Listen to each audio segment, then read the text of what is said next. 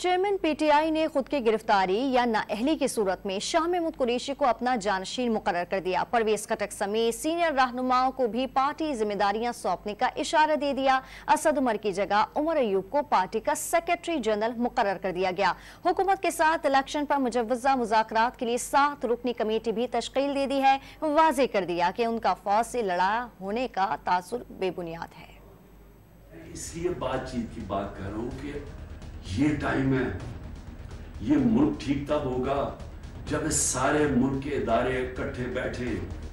एक दिन पहले मुज़ाकरात की पेशकश, हफ्ते को चेयरमैन पीटीआई ने हुकूमत से मुज़ाकरात के लिए 7 रुकनी कमेटी तश्कील दे दी। कमेटी में शाह महमूद कुरैशी, परवेज खटक, असद कैसर, हलीम आदिल शेख, ओन अब्बासी, मुराद सईद और हम्माद अजहर शामिल हैं।